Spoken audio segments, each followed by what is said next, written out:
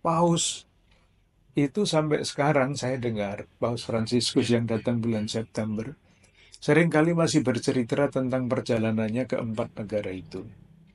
Kalau beliau bercerita 20 menit, 10 menit itu tentang Indonesia. Gembira bukan main. Nggak membayangkan bahwa di negara yang penduduk Islamnya paling besar di dunia, beliau akan diterima dengan cara seperti itu. Nggak membayangkan. Kan tidak ada longsor Katolik, longsor Islam, nggak ada kan? Nah, itu adalah korban bencana alam. Bagaimana kita sebagai komunitas iman yang berbeda-beda melihat itu masalah kemanusiaan dan kita menanggapi. Saya membayangkan yang namanya Indonesia emas itu wujudnya adalah keadaban publik yang semakin matang.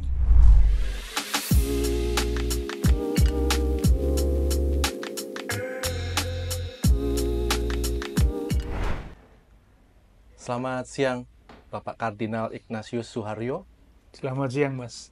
tambahnya Harjo Atmojo. Tidak pernah dipakai.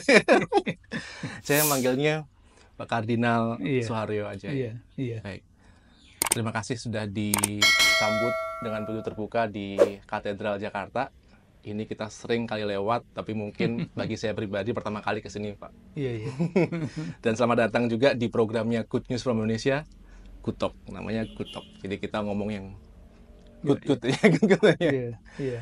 Ya, Pak Kardinal, sekali lagi terima kasih telah menerima kami dan kita akan berbincang-bincang tentunya soal Gereja Katolik dan mungkin nanti soal bagaimana perkembangan umat beragama di Indonesia. Tapi sebelum itu, kita itu ada sesuatu yang agak santai dikit Pak di awal, yaitu kuis, nggak apa-apa ya. Apa Pak itu? Kardinal main kuis, sesekali ya. Jadi ini ada Trivia Indonesia namanya. Acara Kutok itu selalu diawali oleh kuis. Jadi karena kita Good News from Indonesia sering mengangkat hal-hal tentang keindonesiaan, maka kita ada kuis sederhana aja. Nggak dinilai kok, Pak. Siap ya? Siap? Silakan. Siap. Oke. Ada 5 pertanyaan. Yang pertama, nanti langsung jawab A, B, C aja. Larantuka adalah satu-satunya kerajaan Katolik di Nusantara. Di manakah letak kerajaan tersebut berada? A. Flores, B. Singkawang, Kalimantan Barat, C. Yogyakarta. Ya jelas Flores Oh, lah. jelas Flores. Mungkin juga kawan Genevi banyak yang belum tahu masalahnya. Oke. Jadi ada kerajaan Katolik di Nusantara, itu Larantuka namanya. Nanti apa jawabannya kita lihat ya. Terus yang kedua, tahun berapakah Paus Yohanes Paulus II mengunjungi Indonesia? A. 1970, B. 1989, C. 1992. 1989. Oh, B, Pak. Oke, kita lihat nanti ya. Nah, ini tentang Indonesia. Wilayah berikut adalah wilayah pengikat perbatasan Indonesia-Malaysia. Maksudnya perbatasan secara langsung ya. A. Pulau Sebatik, B. Pulau Miangas, dan C. Pulau Bintan. Di mana? Miangas. Miangas, oke. Yang keempat, berikut adalah nama daerah di Indonesia yang warganya tidak makan nasi atau punya makanan selain nasi lah, yang umum ya. A. Kampung Naga Tasikmalaya, B. Desa Adat Baduy, C. Kampung Adat Cirende. Baduy. Oh, Baduy. Oke. Yang kelima, siapakah tokoh misionaris terkenal yang membawa agama Katolik kebetulan? A. Santo Franciscus Xaverius, B. Pastor Van Lith, C. Monsignor Albertus Sugia Pranata. Van Lith. Van Lith. Van Lith ya. Oke. Kita cek, teman-teman, hadirin. 1. Kerajaan Katolik Larantuka di mana? Di Flores. Tepat sekali. Kling langsung ya. Terus tahun berapakah Paus Yohanes Paulus II mengunjungi Indonesia? 89, betul. Dan selama kemerdekaan ada 3 kali ya.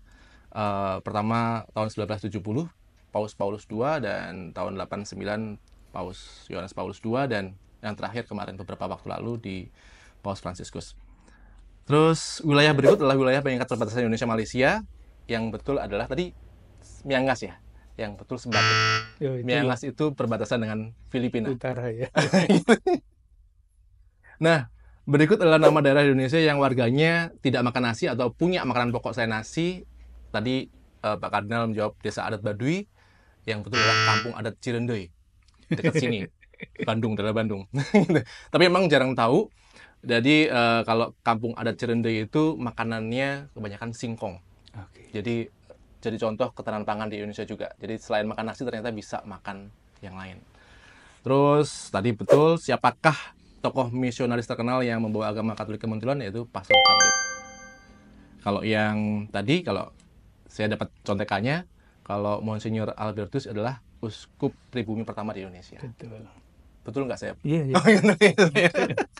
Oke, jadi apa betul 3. Wah, Lumayan. lumayan. Terima kasih sekali lagi udah diajak main-main dan bersedia, Pak Kardinal. Baik teman-teman, kita mulai ya ke pertanyaan-pertanyaan. Jadi saya mau mulai dengan pertanyaan yang mendasar, Pak Kardinal. Karena barangkali kita sudah melihat bahwa katedral ini megah berdiri di Indonesia, bahkan sudah 200 tahun lebih ya usianya. Di depan persis Masjid Istiqlal gitu ya, banyak orang yang tahu. Tapi barangkali kurang begitu paham sebenarnya posisi katedral itu seperti apa, gereja Katolik itu seperti apa. Bahkan mungkin saya sendiri pun kurang paham. Mungkin ini mewakili banyak teman-teman yang lain. Mungkin kita bisa dapat kuliah singkat sebenarnya gereja Katolik di Indonesia itu gimana sih strukturnya? Ya. Sederhana sekali strukturnya. Jadi gereja Katolik di Indonesia itu sekarang terbagi menjadi 69 keuskupan. 69 keuskupan. Yang paling baru itu di Labuan Bajo. Baru beberapa bulan yang lalu didirikan. Masing-masing keuskupan itu otonom. Jadi kalau tanggung jawab, laporan dan sebagainya, masing-masing keuskupan itu langsung ke paus. Itu keuskupan. Nah, ada KWI, Konferensi Wali Gereja Indonesia. Itu bukan atasan keuskupan. Jadi kalau kami berkumpul membuat keputusan, kalau tidak setuju dengan keputusan itu tidak apa-apa teorinya. Karena memang tadi keuskupan itu otonom.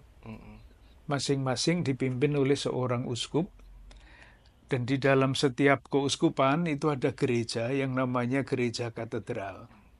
Jadi katedral di sini ada di situ, katedral Bogor ada sendiri, Bandung ada sendiri, dan setiap keuskupan mempunyai gereja katedral. Nah, katedral itu dari kata katedra, bahasa Latin, artinya kursi sebetulnya. Singgasana gitu? Oh, bukan, jangan singgasana, jangan.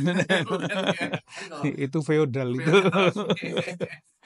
Jadi kursi yang menjadi lambang, kalau orang mengajar pada zaman dulu mestinya duduk ya. Duduknya di katedra itu.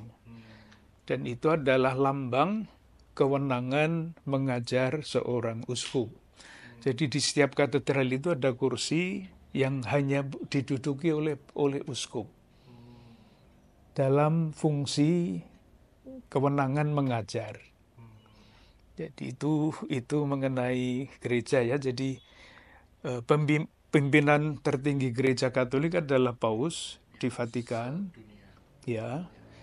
Dan tadi saya katakan langsung ke keuskupan-keuskupan. Dan paus itu di negara-negara tertentu sebagian besar diwakili oleh seorang yang namanya satu duta besar, dan dalam waktu tertentu dia adalah nunsius.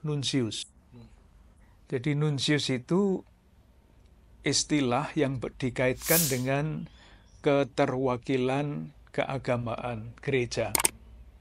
Sementara duta besar, kita semua tahu Vatikan itu adalah suatu negara, jadi mempunyai hubungan diplomatik dengan negara-negara tertentu termasuk Indonesia. Jadi kalau hubungan dengan negara, beliau orangnya sama. Beliau berperan sebagai duta besar, misalnya Vatikan untuk Indonesia. Tetapi di dalam urusan gereja, internal gereja, dia adalah utusan paus yang disebut nunsius apostolik. Itu tempatnya di depan, Orangnya sama. orangnya sama. Lalu masih ada satu keuskupan yang bukan teritorial di Indonesia, yaitu keuskupan sekarang namanya untuk umat Katolik di lingkungan TNI dan Polri. Itu unik sejarahnya karena mulai dari zaman perjuangan kemerdekaan. Jadi kalau singkat ya sejarah, pada tahun 1949, Menteri Pertahanan Republik Indonesia, Sultan Hamengkubuwono ke-9, waktu itu masih zaman perang. Mas Haji belum lahir kan? Belum. Itu Menteri Pertahanan Republik Indonesia memulai suatu inisiatif mendirikan satu unit layanan mental rohani untuk Angkatan Perang Republik Indonesia. Waktu itu namanya Angkatan Perang. Karena masih berperang, dan kita semua bisa membayangkan dengan mudah ya, tentara, entah itu reguler, entah itu relawan yang berperang itu mempunyai kebutuhan khusus pendampingan mental dan rohani. Maka pada tahun itu, bulan November tahun 1949, Hamengkubuwono ke-9 mendirikan unit layanan itu untuk Angkatan Perang. Hamengkubuwono Ke-9 ya, itu Menteri Pertahanan waktu itu. Nah, Gereja Katolik yang sejak lama memperhatikan Indonesia dan untuk tanda bahwa gereja sungguh mendukung perjuangan kemerdekaan bangsa Indonesia, mendirikan satu yang namanya waktu itu, namanya adalah keuskupan militer.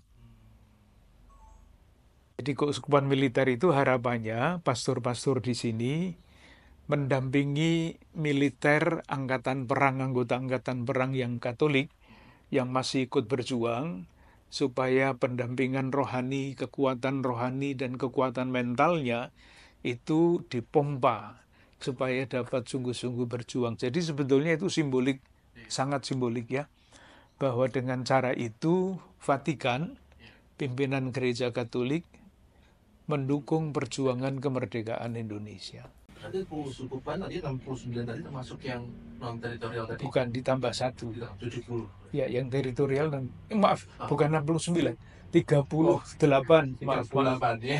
saya pikir tadi paroki di sini. Oh iya, paroki di Keuskupan Agung Jakarta ya. Iya, Jadi ada 38 keuskupan di seluruh Indonesia. tambah satu. Oh, tadi kalau gitu kalau mengikut paroki itu ada di Karena setiap keuskupan itu dibagi menjadi paroki-paroki.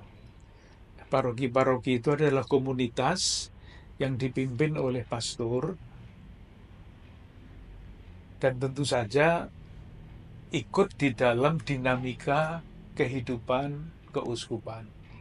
Jadi mereka tidak mandiri, mereka adalah komunitas yang ada, mungkin istilahnya tidak begitu tepat ya, di bawah keuskupan. Dan memang di bawah, karena mereka tidak otonom. dinaungi gitu ya. Ya, dan aturan-aturan semua untuk ditaati di paroki-paroki itu dari keuskupan. Aturan keuangan, aturan tata kelola karyawan, dan sebagainya dibuat di keuskupan, dan itu semua dijalankan di paroki-paroki. Ya. Berarti 38 keuskupan tadi itu semua setara ya? Antar keuskupan atau ada yang lebih tinggi atau bagaimana? Itulah yang sulit, Mas ya. Jadi memang 38 keuskupan itu dibagi menjadi beberapa wilayah gerejawi. Jadi ada yang namanya keuskupan agung, ada yang namanya keuskupan tanpa agung. Jadi misalnya Jakarta itu keuskupan agung. Lalu ada dua keuskupan yang namanya keuskupan sufragan. Sufragan. Di Jakarta juga? Bukan, Oh. yang satu di Bandung, yang satu di Bogor. Itu keuskupan sendiri-sendiri. Oh. Nah, keuskupan agung itu uskupnya bukan pimpinan atau ketua dari uskup-uskup itu, tapi sekedar sebagai ya dituakan ya, dan mungkin pada saat tertentu bisa mengundang mereka berkumpul tanpa mengsubordinasi. Jadi masing-masing keuskupan tetap otonom. otonom ya, dan Otonom. karena langsung ke Vatikan tadi. Ya, semua, Walaupun di Bogor, semua langsung. Ya, Oh, gitu. Tapi kalau satu Indonesia gitu ada yang pemimpinnya nggak? nggak ada. Nggak ada. Pemimpin itu pemimpin keuskupan. Oh, iya. Tapi yang tadi saya sebut KWI, Konferensi Wali Gereja Indonesia, namanya konferensi ya, bukan organisasi. Konferensi. Jadi kayak pertemuan atau Ya, setiap tahun bertemu satu kali bersama-sama. Di situ dibicarakan macam-macam hal yang berkaitan dengan kehidupan gereja di Indonesia. Memang sebagai konferensi ada ketuanya. Sekarang ketuanya Uskup Bandung. Sekretaris Jenderalnya Uskup Bogor. Lalu di sana ada komisi-komisi di KWI yang membidangi macam-macam. Ada komisi pendidikan, ada komisi hubungan antaragama, ada komisi keadilan dan perdamaian, ada sekretariat pemberdayaan perempuan. Jadi pelayanan-pelayanan yang meliputi wilayah-wilayah pelayanan untuk gereja Indonesia, untuk masyarakat Indonesia. Jadi kalau karena katedral ada Jakarta dan ibu kota ya, kalau masih ibu kota ya, tapi kita masih secara de facto masih menganggap itu ada keistimewaan khusus barangkali. Kalau fungsinya tidak, tetapi bangunannya iya. Karena ini satu-satunya bangunan gereja Katolik di Indonesia yang nuansanya modelnya neogotik. Tidak ada yang lain di Indonesia. Hanya di sini. Kalau yang lain lebih ya, ada lebih sederhana ya. Yang di Bogor itu ya masih bangunan zaman dulu. Bandung juga begitu, tapi yang istimewa dengan segala macam sifat-sifat mazhabnya itu memang gereja katedral ini. Sementara yang lain-lain bebas memilihnya, bukan bebas, tetapi mau mendirikan katedral seperti apapun silakan. Seperti misalnya kalau kita pergi ke Sanggau, Kalimantan Barat, itu gereja katedralnya sangat berciri Dayak. Ya. Kalau kita pergi ke Pontianak, itu katedralnya sangat berciri Romawi. Seperti gereja-gereja zaman dulu. Ya. Kalau kita pergi ke Agats, Agats tahu ya, di Papua Selatan, itu katedralnya itu seperti kapel di Jakarta. Gereja kecil sekali. Sedang membangun gereja katedral yang baru tapi belum selesai. Sangat sederhana. Jadi tidak semua megah seperti enggak. Gitu ya. Enggak. Tapi fungsinya sama, di situ ada kursi yang untuk kardinal mengajar tadi itu. Iya. Iya. Baik. Jadi paham kan ya teman-teman. Jadi kita mau belajar. Ada lagi mungkin fakta-fakta yang unik tentang gereja Katolik.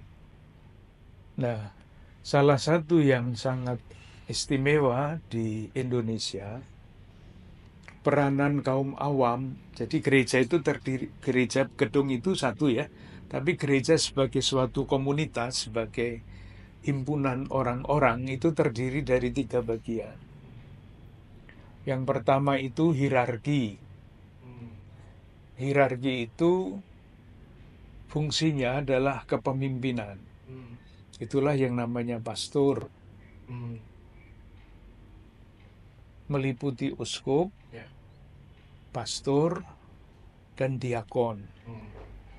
Itu yang termasuk kaum klerus, hierarki. Fungsinya jelas, kepemimpinan. Ada yang namanya religius, biarawan, biarawati, suster, bruder, imam religius. Itu satu kelompok lain. Itu yang hidupnya bergaul di dalam rumusan yang tradisional, itu gaulnya gaul ketaatan, gaul kemiskinan, gaul kemurnian. Jadi tidak menikah, tidak punya milik, dan taat kepada pimpinan. Jadi tidak mempunyai pikiran rencana sendiri. Itu fungsinya di dalam gereja, istilahnya itu agak susah Mas ya. Ya katakanlah kalau gampang, itu semacam penunjuk jalan, penunjuk arah, bahwa hidup itu berakhirnya tidak di dunia ini. tetapi ada sesuatu yang lebih daripada itu. Maka mereka miskin, mereka taat, mereka tidak menikah. Tidak punya rencana sendiri tadi. Tidak punya rencana sendiri, dia disuruh kemana-mana ya taat kepada pimpinannya. Meskipun dia ahli musik, kalau diminta untuk pergi ke menjadi apalah guru di sana ya harus berangkat. Iya. Ketaatan itu, ketaatan Lagi? seperti itu. Yang tadi Kemiskinan. Jadi 3 bagian, ada hierarki, ada Oh iya novice, ya, ada awam. awam. Awam itu yang paling besar jumlahnya, dan rumusannya tanggung jawab kaum awam itu paling berat sebetulnya, yaitu menyucikan dunia. Menyucikan dunia. Jadi ambil saja contoh, politik itu suci apa tidak? Ya tergantung politik jenis apa. Kalau politiknya adalah politik yang tidak memperjuangkan kebaikan bersama, pasti tidak suci. Maka awam Katolik yang bergerak di dalam bidang politik mesti memperjuangkan sesuai dengan tujuan negara itu didirikan, politik itu dijalankan untuk kebaikan bersama. Misalnya, sistem ekonomi itu suci apa enggak? Ya tergantung sistem yang mana.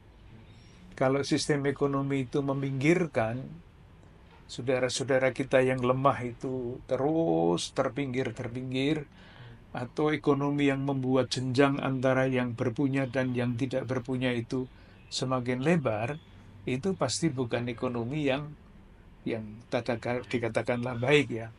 Maka kaum awam yang bergerak di dalam bidang bisnis mempunyai tanggung jawab iman untuk membuat ekonomi itu berjalan sedemikian rupa sehingga perusahaan itu berjalan baik, tetapi pajak yang dia bayarkan digunakan oleh pemerintah untuk menyejahterakan masyarakat yang mungkin tidak punya pekerjaan. Nah itulah ekonomi yang diharapkan menjadi ya Awam itu bisa siapapun. siapapun. Oh. Jadi yang bukan imam, yang bukan uskup, yang bukan diakon, yang bukan suster, bukan bruder, semua. Berbagai macam Iya, bidang gitu ya. persis. Itulah makanya tadi saya katakan itu tanggung jawabnya paling berat. Oh gitu. Iya. Iya, semua manusia kayak tanggung jawabnya itu kali ya. Kan bagaimana membuat semua bidang itu kan sebetulnya netral, politik netral. Kalau misalnya mau dipegang orang baik ya baik, kalau misalnya orang buruk ya. Walaupun sayangnya masih banyak orang yang percaya bahwa politik itu bisa sesuai dengan harapan. Tapi baiklah. Pak Kardinal, saya di satu video menyimak paparan tentang agama dan beriman itu berbeda. Menurut saya ini sangat menyentuh gitu ya.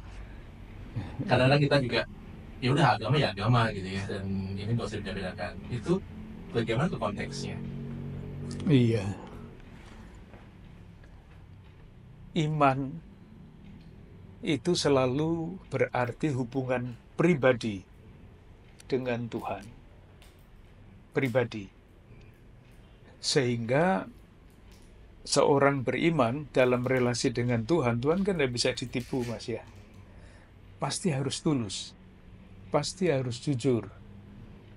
Karena kalaupun dia tidak jujur, Tuhan tahu. Misalnya ya. Satu. Yang kedua, ketika saya beriman sebagai orang beriman, saya pasti bersujud di hadapan yang saya imani. Istilahnya, kalau misalnya ya, salah satu rumusan di dalam latihan rohani spiritualitas Katolik, misalnya, untuk apa manusia diciptakan? Pertanyaannya, jawabannya manusia itu diciptakan untuk memuliakan, meluhurkan, dan berbakti kepada Tuhan. Itu tanggung jawab manusia. Dia adalah seorang makhluk di hadapan Sang Khalik. Itu pribadi.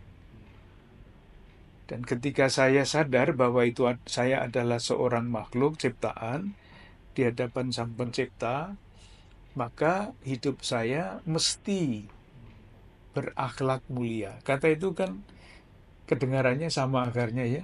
Iya. Khalik, makhluk, akhlak. Dalam jalur itu iman. Jadi tidak bisa menipu, jujur di hadapan Tuhan, rumusannya jelas. Saya makhluk, beriman kepada Sang Khalik, maka tanggung jawab hidup saya adalah berakhlak mulia. Itu iman. Agama itu berbeda. Itu kelembagaan manusiawi, memang ada akar ilahinya. Tetapi konkret saja, orang bisa mempolitisasi agama. Tetapi dia tidak pernah bisa mempolitisasi iman. Karena iman sifatnya Sangat batin, batin, sangat nggak batin. kelihatan gitu ya. Tidak ada kepentingan. Di situ kepentingannya kepada Sang Pencipta, Sang Khalik, bersujud. Dan kepada sesama berbakti, akhlak mulia. Tapi kalau agama kepentingannya macam-macam. Bisa kepentingan politik, kepentingan ekonomi, kepentingan macam-macam sekali. Tidak bisa diperalat, iman itu tidak bisa diperalat. Jadi kalau yang bisa dipolitisir adalah agama, betul. Agama Tapi iman tidak bisa. nggak bisa. Kalau iman sejati, kalau iman-imanan ya mungkin bisa, Mas. Iman-imanan. Bisa ya iman-imanan. Ya itu Ya agama juga tadi. Iman-imanan. mengaku beriman, tetapi akhlaknya tidak mulia. Misalnya. Itu pasti bukan iman sejati. Atau bisa dilihat ya, bisa dilihat indikator-indikatornya. Bisa. Kalau orang mengatakan saya beriman, indikatornya apa?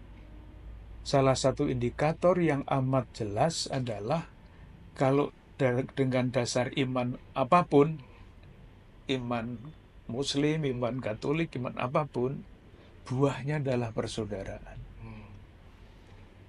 Kalau orang beriman dengan sendirinya, karena dia didorong oleh akhlak mulia itu, selalu akan bersaudara. Indikator paling jelas itu. Kalau orang merasa beriman, tapi di mana-mana membuat gaduh, di mana-mana memulai konflik, itu pasti bukan beriman itu. Iya tadi agama ya. Ya, paling-paling itu ya. Atau imannya tidak sampai, tidak sadar betul apa artinya iman itu. Karena sebenarnya kan tadi ya semua makhluk sama-sama makhluk. Nah, ya. gitu. Iya. Ya ini tadi nyambung kemarin pada waktu Paus ke Indonesia kan ada deklarasi Istiqlal ya. Dan ada 2 poin yaitu soal dehumanisasi, krisis kemanusiaan dan krisis iklim. Dan di sana juga disebutkan bahwa agama sebenarnya bisa diharapkan untuk menjaga atau mengembalikan dehumanisasi tadi itu, lingkungan ini juga bisa lebih baik. Ya. Itu mungkin bisa ceritakan sedikit tentang itu. Iya. Mengenai yang mana? Mengenai istilah itu. Iya. Betul. Jadi kan deklarasi Istiqlal itu kan dan lagi bersama ya. Iya, Ada iya. Paus dengan Iya. besar masih Iya. Istiqlal itu. Jadi dan itu juga lintas iman di situ yang menyepakati bahwa sebenarnya agama bisa jadi faktor nih Iya. untuk mendorong perbaikan dan kemanusiaan Iya. dan lingkungan. Iya. Kalau sebetulnya ya Mas ya, agama itu kan apapun agama itu kan selalu mengajarkan kebaikan. Betul ya? Dalam arti itu, dalam agama yang dalam arti yang baik, dalam arti yang benar, itu bisa membuat segala sesuatu menjadi lebih baik. Masalahnya adalah paham tentang agama yang bisa berbeda-beda. Maka ada penafsiran-penafsiran macam-macam kan tentang agama. Di dalam gereja Katolik juga ada sama. Hanya ada yang sangat sangat meluas, ada yang kecil, ada yang besar, ada aliran kerasnya seperti apa, banyak sekali. Di semua kelompok Ya. agama itu ada. Ada. Itu soal penafsiran tentang agama. Nah, yang paling mudah bagi saya sekurang-kurangnya di dalam gereja Katolik itu pimpinannya satu, Mas, untuk seluruh dunia. Jadi apa yang dikatakan oleh pemimpin tertinggi itulah yang diikuti oleh umat. Dalam arti tertentu, ini ideal ya, tidak real. Mengatur umat Katolik itu gampang. Karena ada pemimpin Iya, tingginya. ajarannya jelas, satu, tidak macam-macam, pimpinannya juga jelas, satu, tidak macam-macam, dan semuanya itu, pemimpin-pemimpin gereja Katolik itu mengucapkan janji taat kepada pemimpin. Pastor-pastor itu ketika ditabiskan berjanji taat kepada saya. Ketika saya diangkat jadi uskup, saya berjanji taat kepada paus. Jadi ikatannya seperti itu. Nah, tentu kalau kita omong tentang yang konkret deklarasi Istiqlal, kita semua kenal ya, waktu itu Imam Besar Istiqlal, Pak Kiai ya Nasaruddin Umar, Menteri Agama sekarang, itu kan pribadi yang sangat-sangat terbuka. Paus Fransiskus, kita juga tahu, pribadi yang sangat terbuka. Sebelum di sini kan di Al-Azhar ya, dokumen Abu Dhabi itu semua masalah kemanusiaan yang dibicarakan di situ. Justru karena manusia itu, karena arus zaman segala macam kompleksitasnya, martabatnya kurang dihargai, dehumanisasi, maka memang perlu agama-agama dalam arti yang baik ya, itu diajak berperan untuk mengembalikan martabat manusia itu. Martabat manusia sekarang ditentukan oleh apa? Misalnya oleh gengsi, maka orang mencari kedudukan. Martabat manusia ditentukan oleh uang, maka flexing, pamer. Susah kalau kayak gitu. Nah, Materi. waktu-waktu Paus datang ke sini kan justru kesederhanaannya yang ditonjolkan. Manusia itu nilai kemanusiaannya ada di mana? Human. Karena di dalam istilah yang saya baca mengenai manusia itu ada 3 kata, Mas.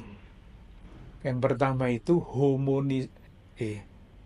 hominisasi, dari kata homo, manusia. Yang kedua humanisasi. Yang ketiga itu di dalam gereja Katolik istilahnya divinisasi. Yang pertama itu manusia ya, dulunya bukan manusia kan makhluk itu. Kalau kita ikut teori evolusi, DNA kita kata orang dengan simpanse itu sama 98%, Mas. Tetapi kan dia bukan manusia, saya manusia.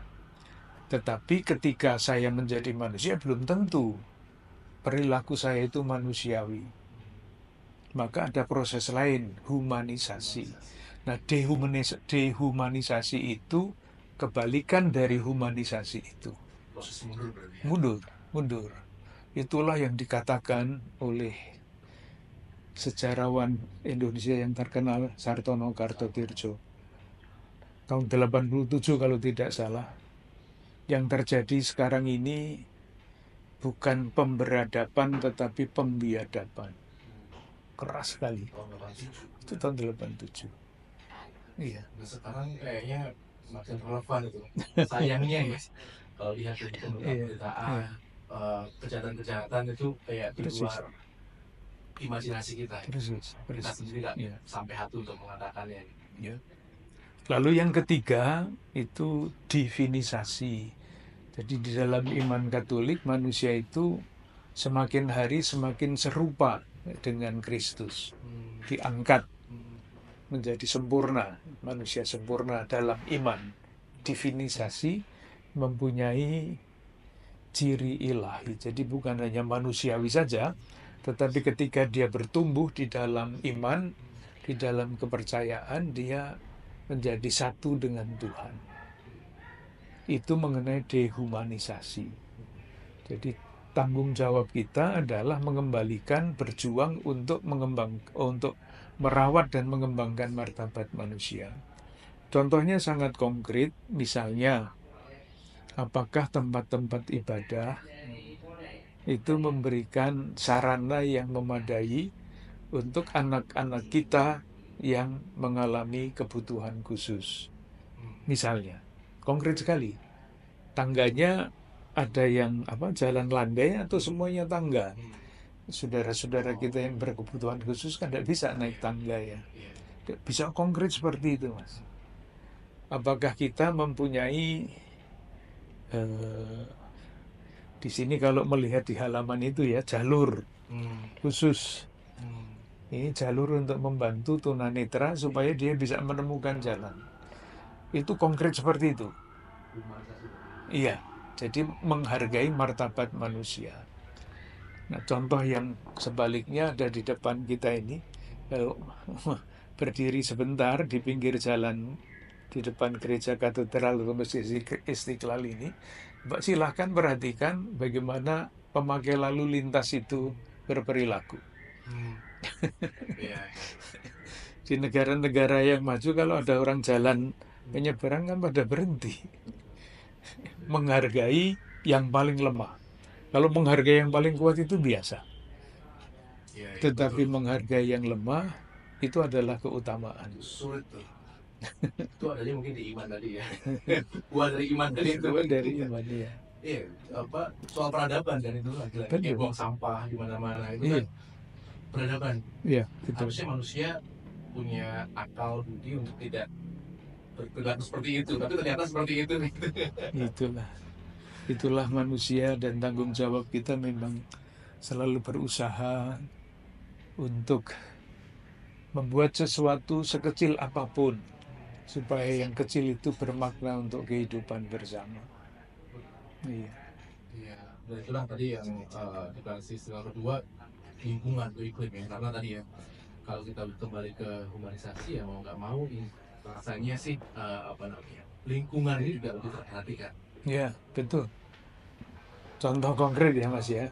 Beberapa waktu yang lalu saya pergi ke Papua. Dari sini saya batuk berat. Saya mengunjungi Papua di pegunungan. Batuk saya hilang. Karena apa? Karena udaranya oksigennya bagus. Iya. Pulang ke sini batuk lagi. Berarti di kantongnya udaranya bagus.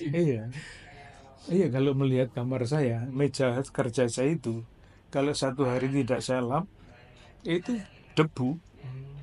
Padahal di kamar. Di kamar. Kamar tertutup lagi. Tapi ya itu masalah yang sangat besar. Memang sangat tergantung pada pimpinan-pimpinan politik negara-negara besar. Ya, oke, baik. Nah, selanjutnya saya ingin bertanya ini, Pak Kardinal, tentang dialog lintas iman. Ini kan indah ya diucapkan ya, dan tapi mungkin orang kebingungan, bahkan mungkin salah sangka, dan bahkan mungkin ada yang berprasangka gitu. Artinya kalau dialog lintas iman itu sebenarnya mendialogkan apa sih? Mendialogkan keimanan, hal-hal yang imani tadi, atau sebenarnya apa? Atau mungkin nanti kayak deklarasi Istiqlal yang memang masalah-masalah kemanusiaan yang menjadikan agama sebagai faktor bersama untuk berbuat kebaikan. Ya, kalau di dalam pengertian gereja Katolik, dialog itu ada macam-macam levelnya, Mas ya. Yang paling sehari-hari itu namanya dialog kehidupan.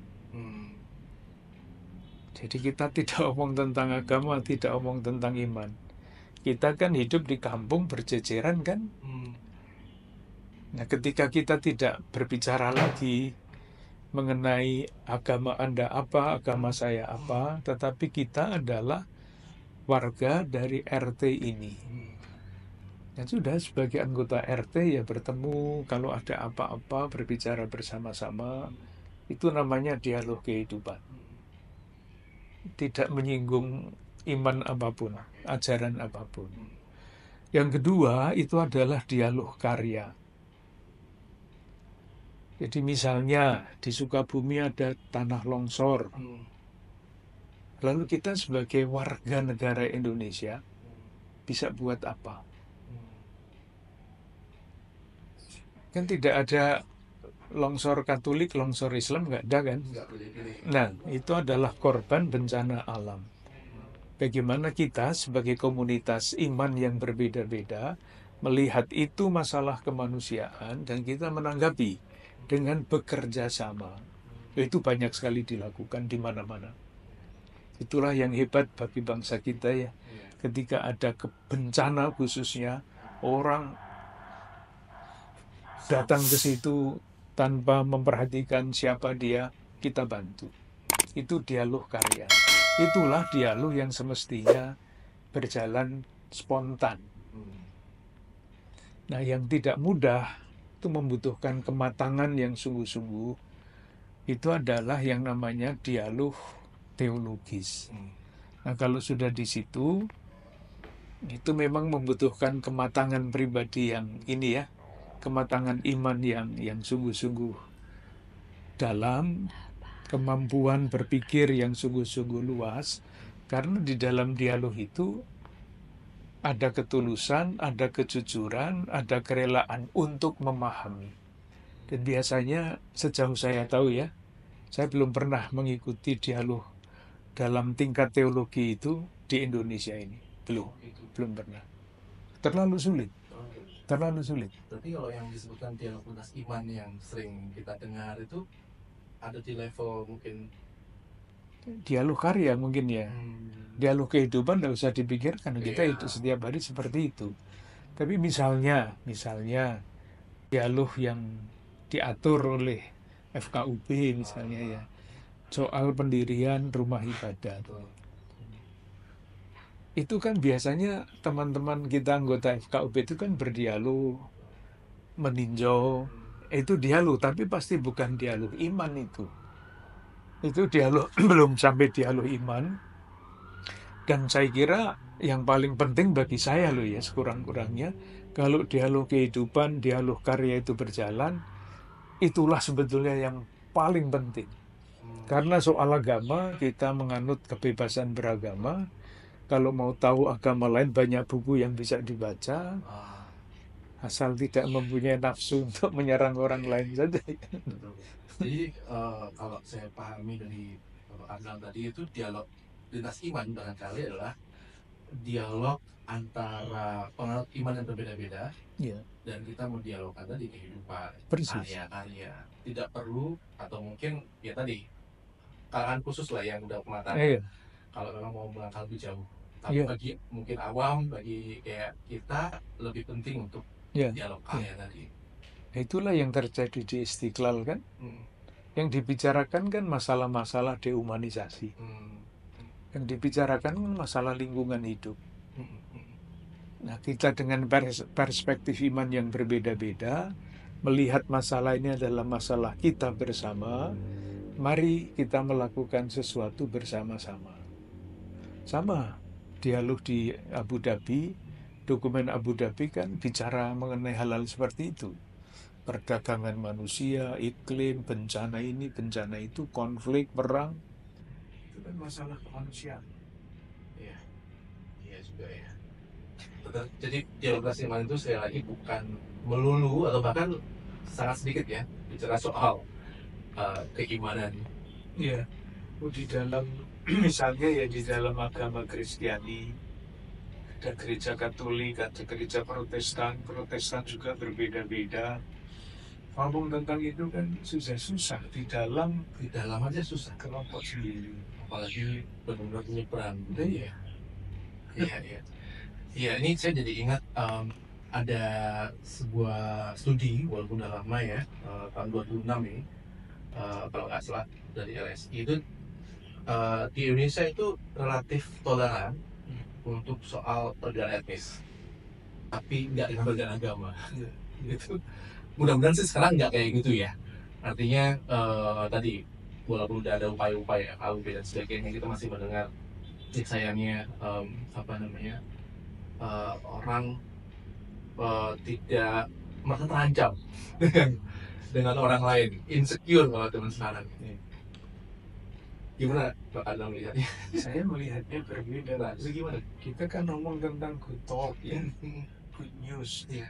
Makanya dalam hal itu kita mesti melihat sesuatu, mencari kabar gembira yang bisa disampaikan kepada masyarakat.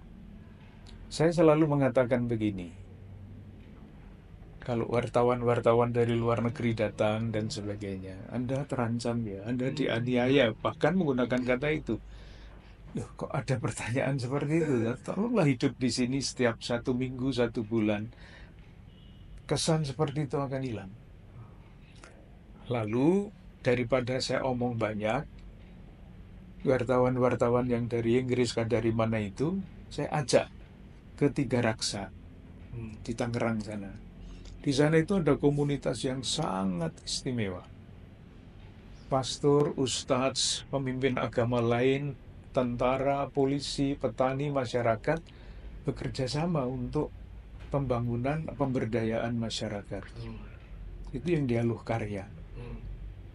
Jadi bagi saya, kalau misalnya membandingkan ya Mas ya, tidak baik membanding-bandingkan, tapi saya merasa Indonesia ini damai. Bahwa ada masalah-masalah tertentu, saya merasa sangat wajar. Negara kita begitu luas, keragamannya begitu berwarna-warni, kompleks, taraf pendidikannya masih sangat masih belum merata. Kalau ada masalah di sana, masalah di sini, konflik ini, konflik itu, bagi saya itu tidak baik, tetap tidak baik. Tetapi saya mengatakannya wajar. Beda-bedanya itu banyak sekali. Sangat kompleks. Nah, coba mengelola manusia yang jumlahnya 280 juta ini. Kita 20 orang aja susah. Nah itulah. Jadi sangat berbeda. Saya punya teman di Pakistan.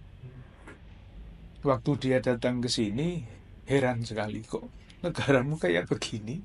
Paus itu sampai sekarang saya dengar, Paus Fransiskus yang datang bulan September, seringkali masih bercerita tentang perjalanannya ke 4 negara itu. Kalau beliau bercerita 20 menit, 10 menit itu tentang Indonesia. Gembira bukan main. Nggak membayangkan bahwa di negara yang penduduk Islamnya paling besar di dunia, beliau akan diterima dengan cara seperti itu. Nggak membayangkan. Itu kan kabar baik ya. Iya sih. Ya memang kadang-kadang yang bad news itu justru yang good news. Jadi, tapi betul. Mungkin kita jangan terlalu melihat ke dalam terus-menerus gitu ya. Dan biasanya kita terbiaskan dengan hal-hal yang buruk. Padahal orang lain di luar sana melihat kita itu, malah mereka pengen seperti kita gitu ya. Betul, iya. Ya memang berbeda-beda ya, tergantung. Yaitu media sosial juga, media massa juga berpengaruh ya. Kalau ada siaran Indonesia di luar negeri yang ditunjukkan ya konflik-konflik itu, padahal itu kan berapa persen dari seluruh kehidupan bangsa kita. Nah, tentang media sosial tadi itu, karena informasinya media sosial ya.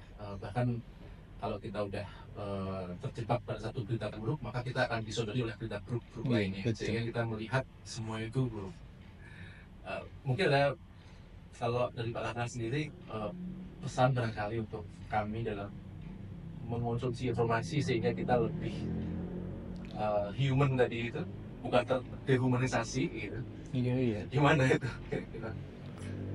Iya, memang masalahnya juga sangat kompleks Mas ya. Dari satu pihak bisa dikatakan bahwa media sosial itu kan alat komunikasi netral ya. Satu. Tetapi yang netral itu bisa digunakan untuk yang baik maupun yang tidak baik. Kalau yang baik pasti yang jenis-jenis seperti ini ya, menggunakan untuk pembinaan karakter, untuk pendidikan dan sebagainya.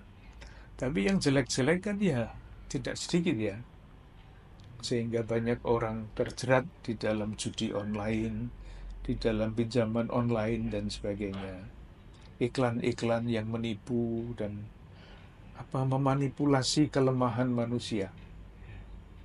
Nah, tergantung dari pendidikan Mas. Menurut saya loh ya, gampang dikatakan tetapi tidak mudah itu. Karena meskipun dari satu pihak seseorang itu dididik di sekolah, isi pendidikannya bagus, Nanti di jalan dia lihat apa? Oh, antara yang seharusnya terus apa yang dia lihat Iya. berbeda. Itu kalau orang masih belum, wataknya, karakternya masih masih kurang dewasa, kan memilih yang enak kan, memilih yang menyenangkan, memilih yang gampang itu biasa. Tetapi itulah tantangannya, bagaimana membina kebersamaan supaya kritis terhadap berita-berita itu. Kalau di dalam gereja Katolik sendiri kan, ketika ada komunikasi massa yang modern, itu Paus langsung mengeluarkan satu dokumen. Ini adalah mukjizat. Tetapi sudah diingatkan sejak awal, ini bisa membawa orang entah kemana. Teknologi ini ya. Ini teknologi ini ya. Jadi memang tidak sederhana. Tidak sederhana. Moga-moga Kementerian Komunikasi dan Informasi dapat menjaga itu semua. Komunikasi dan digital. Iya, iya, Betul. iya. Iya, tadi mungkin tadi ya, tadi Prof.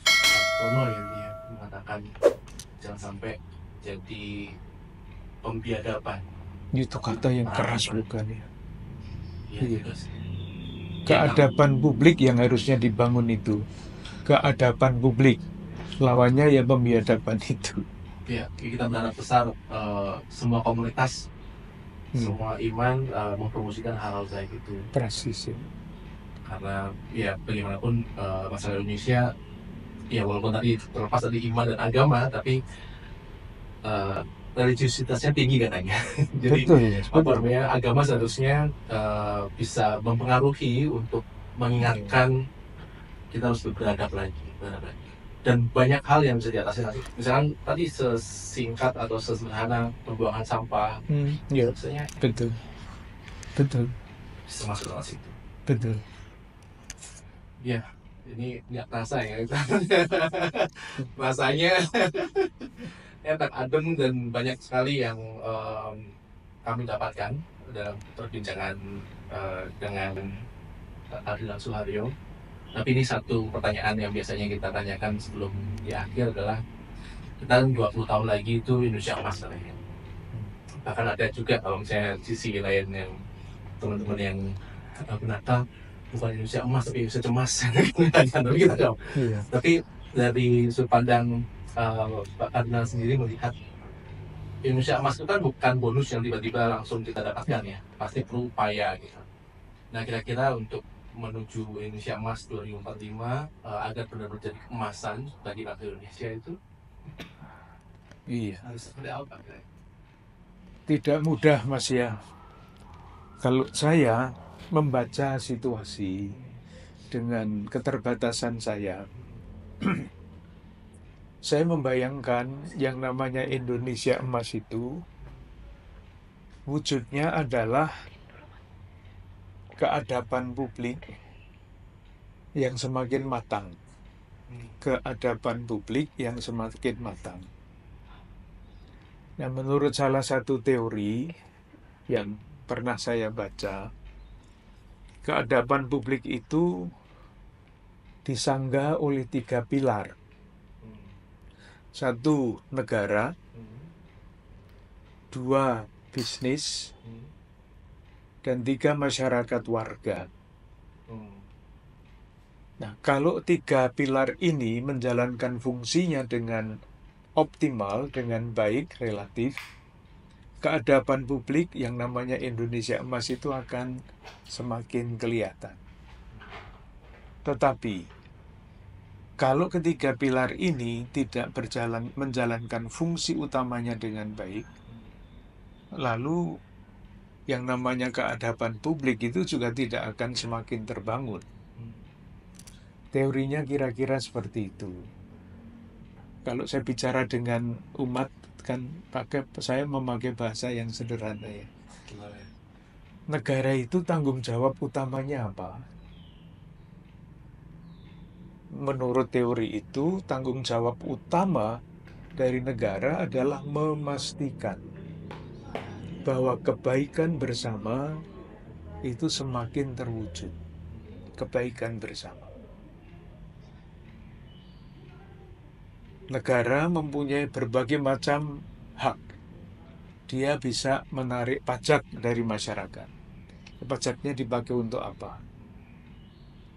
Dia bisa membuat aturan, regulasi, hukum, undang-undang. Undang-undangnya disusun dengan cita-cita apa? Mana yang diberi prioritas? Siapa yang mau ditampung di dalam undang-undang itu? Misalnya seperti itu. Nah, kalau tidak, lalu memang negara tidak menjalankan fungsinya. Nah, sekarang ini kan seringkali kita disedihkan, ya sayalah sekurang-kurangnya, ketika ada berita KPK menangkap ini, KPK menangkap itu, negara yang istilahnya itu dengan sangat bagus trias politika, nah sekarang ini dipelesetkan, Mas. Trias koruptika. Ngeri itu. Semua korupsi di triasnya. Iya. Dan itu bukan hanya omong kan, terbukti kan. Siapa yang paling banyak ditangkap KPK itu? Itu satu negara. Dia bagaimana caranya mengatasi korupsi. Misalnya, salah satu kejahatan yang luar biasa kan korupsi. Satu. Sekarang bisnis. Bisnis ini tanggung jawabnya apa? Kalau tidak ada bisnis, masyarakat tidak bisa jalan. Tetapi bisnis itu mesti dijalankan dengan prinsip fairness. Kita kenal juga dengan istilah fair trade kan? Ya, misalnya barang dijual sekian bisa murah karena apa? Karena buruhnya tidak dibayar baik misalnya. Jadi kompleks. Tetapi sistem ekonomi yang sungguh-sungguh menyejahterakan itu membutuhkan fairness. Nah, sekarang apa kita hanya melihat yang fair itu atau perselingkuhan antara negara dan bisnis? Nanti orang berbicara mengenai siapa pejabat-pejabat negara kita ini, pengusaha, politisi, atau apa?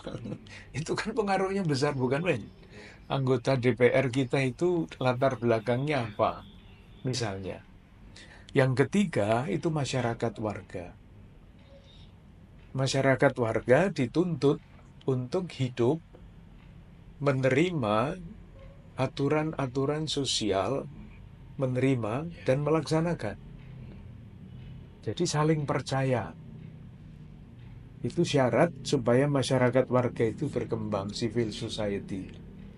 Jadi misalnya, kalau saya menggunakan jalan umum, ya saya harus menerima aturan-aturan yang berlaku untuk lalu lintas.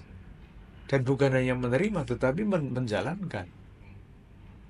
Ya, coba tadi saya katakan, lihat di depan ini, kalau lampu merah, bukannya berhenti, orang menyeberang, bukannya berhenti, tambah gas. Nah, itu baru kalau kita lihat satu persatu ya, Mas, negara, bisnis, masyarakat warga. Kalau kita melihat relasi antara tiga pilar ini, inilah yang seringkali merusak. Perselingkuhan istilahnya antara negara atau penyelenggara negara dengan bisnis. Ceritanya kan banyak itu, bisa dibaca di berbagai macam majalah. Masyarakat warga juga seringkali ya dengan segala macam alasannya ya tidak menjalankan kewajibannya sebagai anggota masyarakat. Nggak ada teladan, kurang pendidikan, kurang sanksi mungkin. Iya. Iya, misalnya itu. Jadi bagi saya Indonesia emas itu cita-cita bagus karena memang itu cita-cita kemerdekaan. Harus kita usahakan. Harus dicari, harus diburu, artinya dituju. Tetapi yaitu tergantung. Coba silahkan membayangkan, Mas ya. Nanti tahun 2045 menurut prediksi itu penduduk Indonesia itu lebih dari 300 juta. Coba silahkan. Bagaimana negara dengan sistem yang dianut itu bisa menyejahterakan seluruh warga negara. bukan sesuatu yang gampang. Tantangannya berat sekali. Maka kalau tidak ada kemauan politik untuk melupakan kepentingan pribadi, kepentingan golongan, itu ya tidak akan tercapai. Kalau model-modelnya seperti sekarang ini nggak tahu lagi saya. Ya mudah-mudahan kita nggak putus harapan lah ya. Oh ya, persis sekarang Mas. Dalam keadaan seperti itu, yang mesti kita nyalakan adalah harapan. Sekecil apapun, dalam posisi manapun, yang kita buat untuk kebaikan bersama, itu sangat bermakna.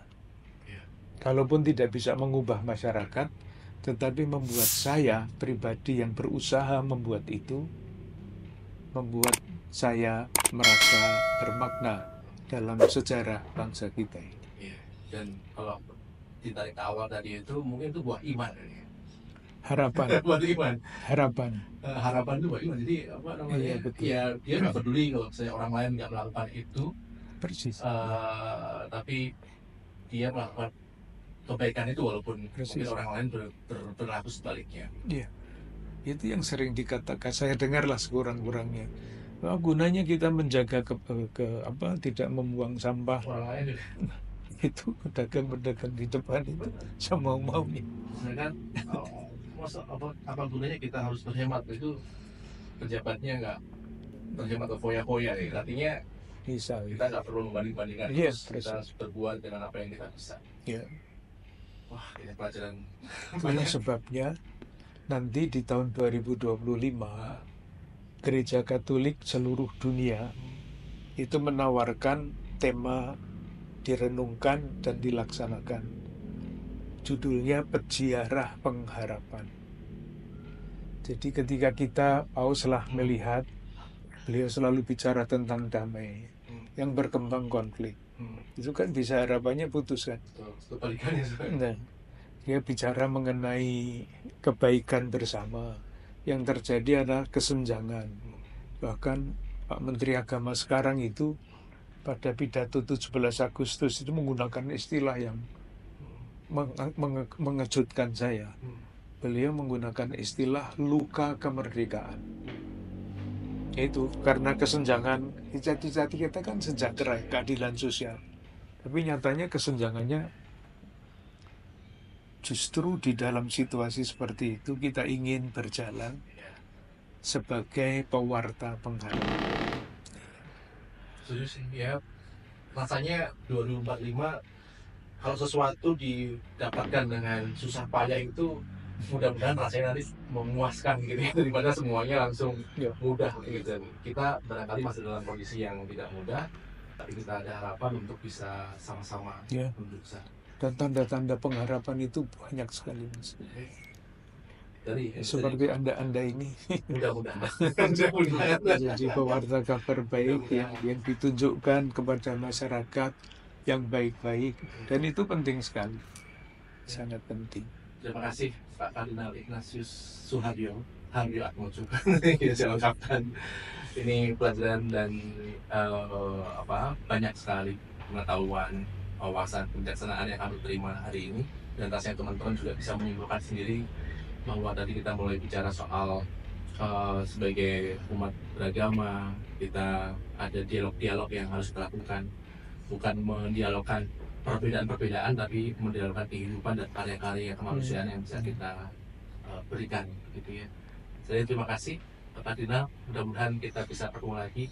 Ini bulan Desember menjelang Natal, kami ucapkan selamat merayakan Natal buat Bapak dan seluruh rekan-rekan pasangan di Indonesia dan seluruh dunia yang melihat ini.